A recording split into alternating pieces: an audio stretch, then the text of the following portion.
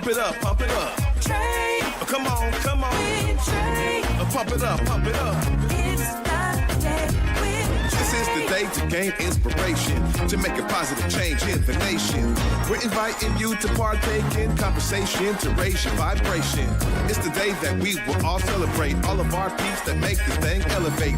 Watch the negative fade away, cause it's the day with Trae.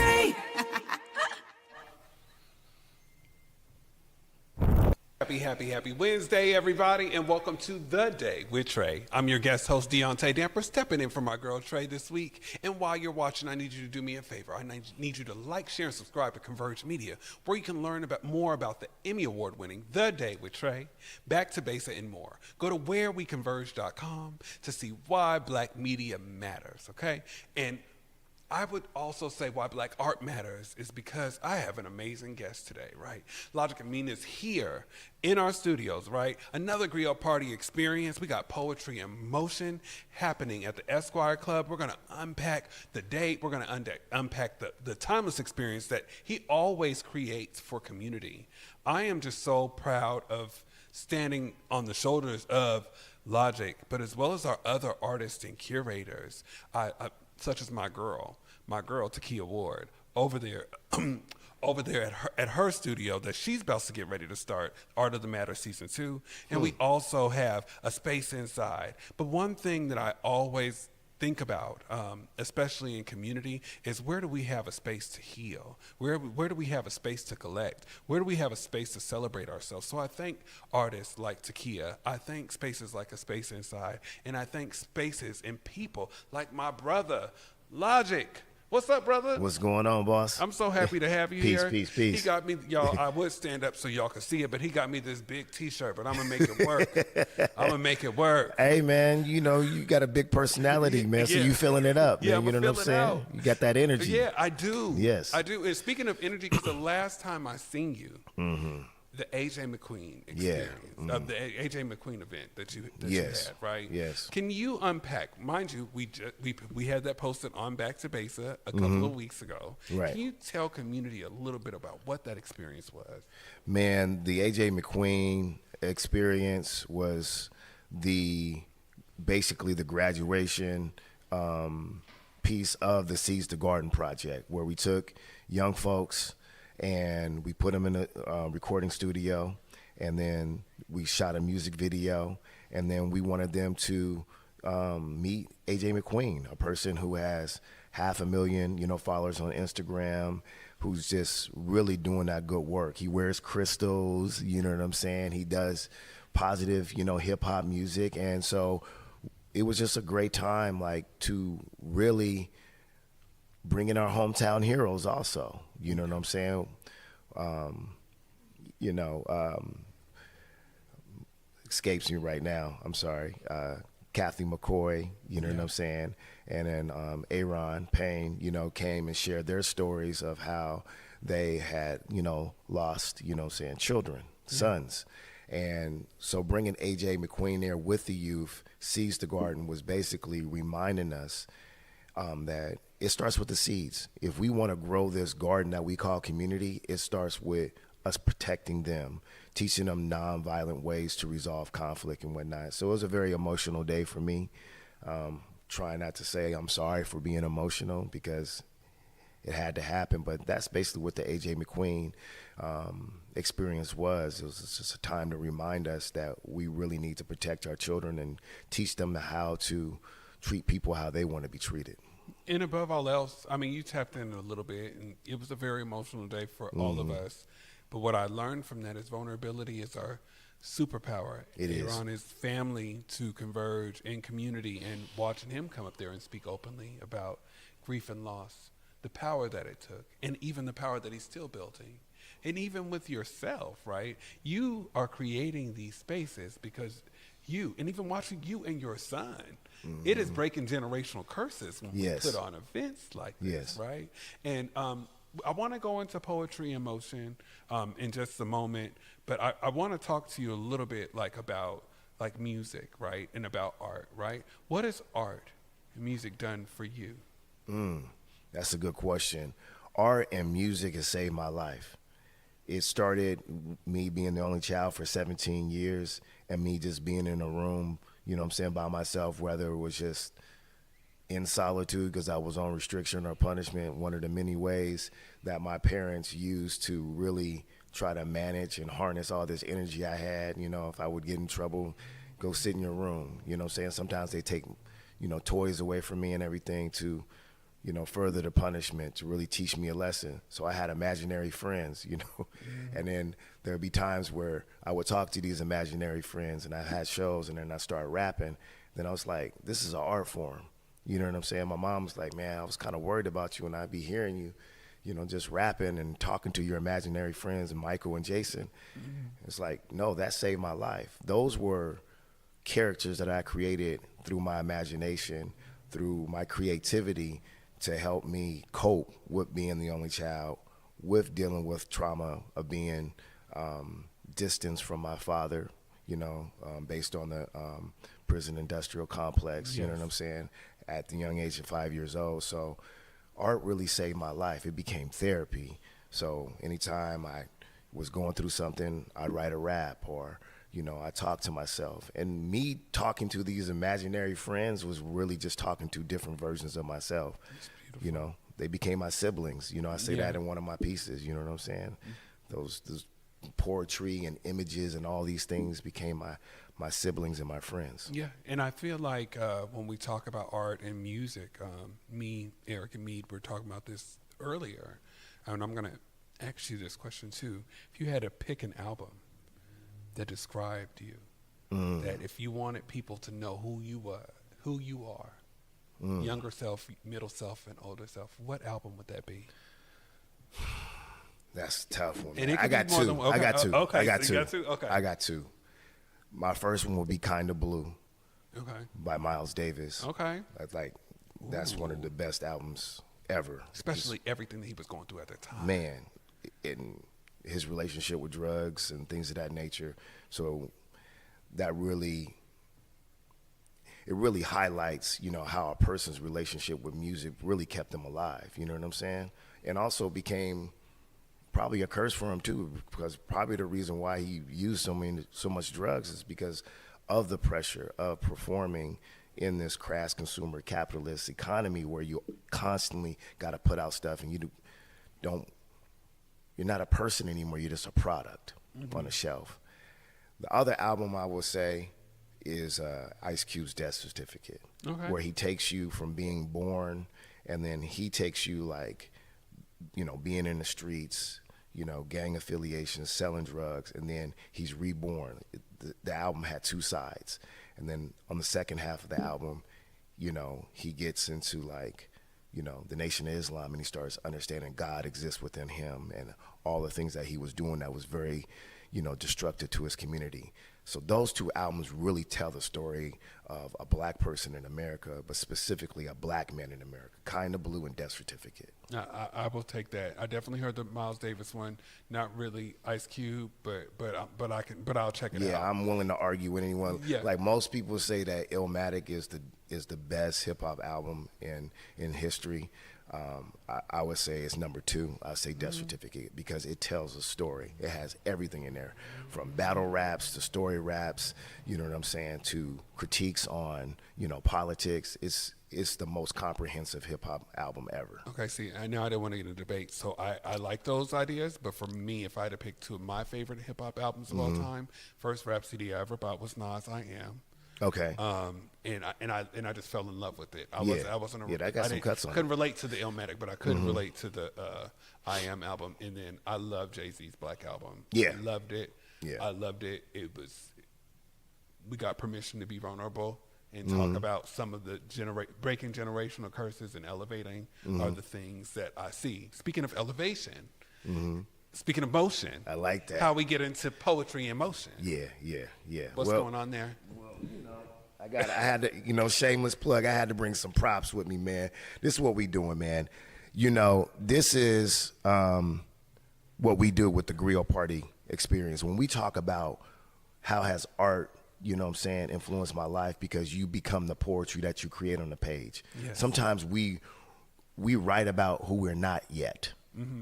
as a prescription, as a vision. And another thing that we do with the Griot Party Experience is like, I don't want to lead followers, I want to lead leaders. So there are people in the Griot Party Experience where I want to give them the torch. You know what I'm saying? I want to, you know what I'm saying, light their torch from my candle, so to speak. You know what I'm saying? And give other people in the Griot Party Experience opportunity.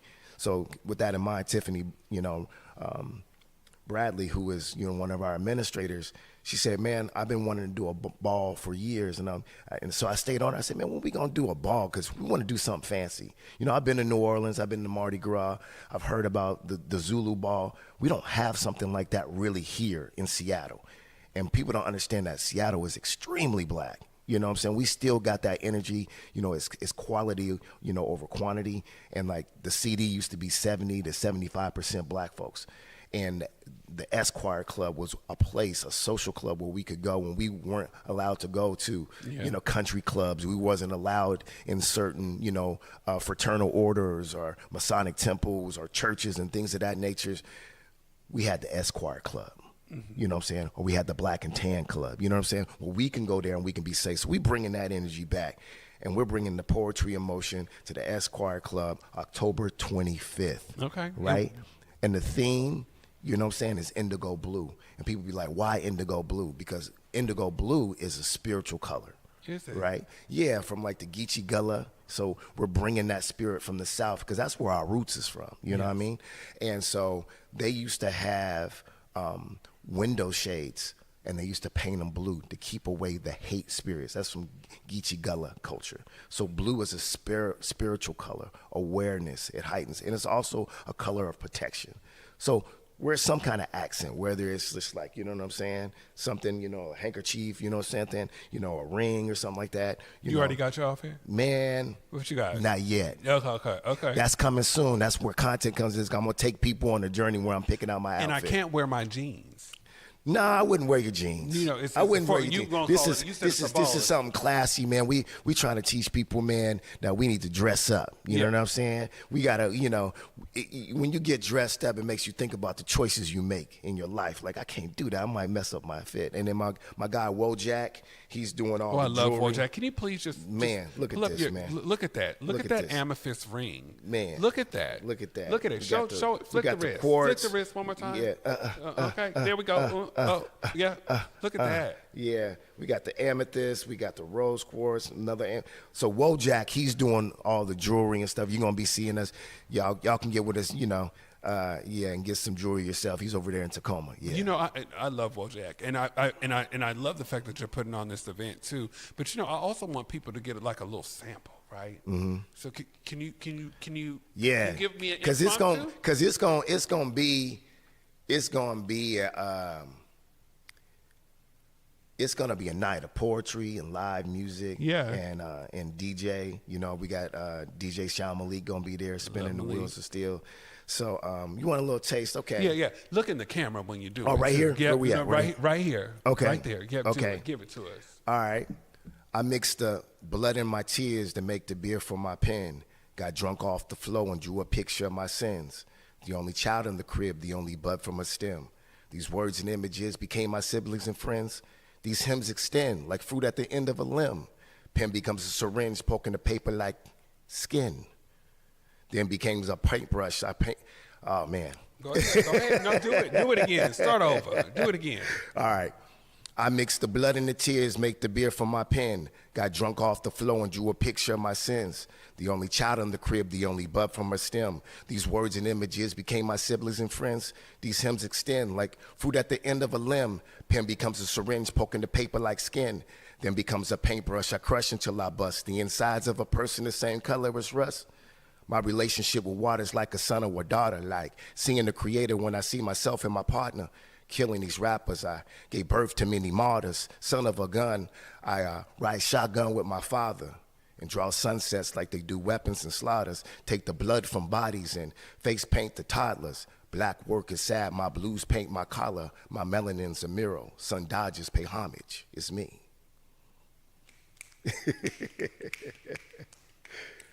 That was great. Oh man, thanks, man. That was good. Yeah, that's from my one of the songs with my guy Verb. We got a group called Militant Intellectuals. That's from the track called Murals. That's Okay. out on YouTube right now. You can actually see the music video. We're all in the CD. We're going all around the CD, the South End and West Seattle, all the murals that exist, and yeah. So that's from that. So I think that is so dope. I'm excited about this Poetry in Motion event, but I need people to go. I need people to buy tickets, so I need you to do what you do. Look in the camera, let people know what's going on. Here's the deal. October 25th at the Royal Esquire Club. Doors is going to open at 8 p.m. You got to get your tickets. We already sold out all the booths, right? So we got some tables left. We got some VIP, ready. So October 25th at the Royal Esquire Club. Come suited, booted, all that with accents of indigo blue. We're going to have a good time. It's going to be safe and all that. Hashtag, you know what I'm saying? Don't fight, unite. I love it. I appreciate Peace, you, brother. So, one more question before we get out of here. You spoke about your imaginary friends or brothers, Michael and Jason. What do you think Michael and Jason would say to you now? Thank you for bringing us to life through you. That's what I think they would say, because there's a difference between being creative and being a creator. When you're creative, that means that you have the ability to create, but when you're a creator, that means you have the ability to create and change the trajectory and the conditions in your life. So I think they would be like, thank you for, giving us life and allowing us to live through you. And I appreciate them brothers wherever y'all are at, Michael and Jason. If y'all in here, thanks. They exist within me. No, but all in all, Logic, when I first started doing this work, we literally sat down at a library and just talked about life for about an hour and a half. Yes. And that experience I always hold with myself, because we were trying to get a better understanding of what to do, what was getting ready to come. Right. COVID was just getting ready to hit. But it was such a great conversation that it'll sit with me for the rest of my life. And I'm so happy to have you as a friend in this community, because I know that I could always sit down with you. I know when something's happening, we can always tap in with each other, and I think everyone that comes around you feels that way. Yeah, so and not just a friend, a brother. Yeah. A loved one. I consider you my brother. I love you, and I'm so proud of you. Look at this, man. You know what I'm saying? The work that you're doing, your inspiration to me and a motivation for me. So I really do appreciate you've always been there for me, and let's keep doing this work, man. we're going to keep on doing that. Yeah. I appreciate you. And I'm going to ask Logic for some free tickets to this Poetry Oh, in Motion. yeah. We're going to take a quick Oh, break. yeah, you in there, for real. No, I got you. No, for real. No, that's without a doubt. No. I'm playing. I'm going to buy a ticket. But we're going to take a break. Thank you, Logic. And we're going to wrap it up here. You're watching The Day with Trae. Yep. I feel like the fans can feel that, and we're just going to keep this going. He struck him out! Gino, like he never left Seattle! Keep bringing the energy. We really need it. Let's go. Baseball Cal did it! We show a lot of heart. This team has a lot of fight. You guys have been electric. You guys are the key to this, so thank you guys. I'm Isaiah Carey, here to shake things up with the stories that hit hard and matter most. Here on The Factor, we cover news with grit and authenticity. We challenge the status quo and get down to real talk and bold discussions. Join us as we amplify the voices that disrupt, inspire, and lead the charge for change. Your story is power, and we're here to unleash it. The Isaiah Factor Uncensored. New episodes weeknights at 9:30 or stream anytime on Fox Soul. In Seattle, it's more than just coffee. It's community. At the station, we brew more than just your favorite cup. We brew connection. From Beacon Hill to Columbia City, we're a space for artists, activists, and everyone in between. A place to gather, create, and simply be. Whether you need a quiet place to work, a lively spot to meet friends, or just a moment to unwind, find your place at the station. More than coffee, it's home. Visit us in Beacon Hill or Columbia City. The Station, where community happens. Hey, y'all. It's a wrap. But before we go, I just definitely just have to thank Logic and his socks and his Megan niece for coming into the studio today and blessing us with his presence. How do you even know what make that sure, means? Well, I'll explain later. But I'm very happy to have him come in every time Logic has something to come up. Let's put the flyer up. Let's put the flyer up. Make sure, not you put the flyer up. We're going to put it up here so people can see it. Poetry in Motion, y'all.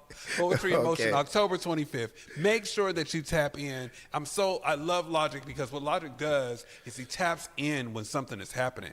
No different from Poetry in Motion. We got to stay in motion with each other. That means that you need to go to whereweconverge.com and events and tap in with upcoming events that are happening here. I want to thank Logic.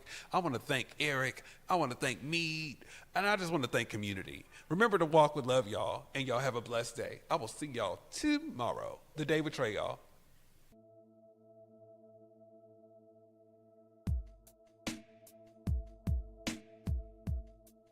Converge Media produces culturally relevant content for Black and urban audiences.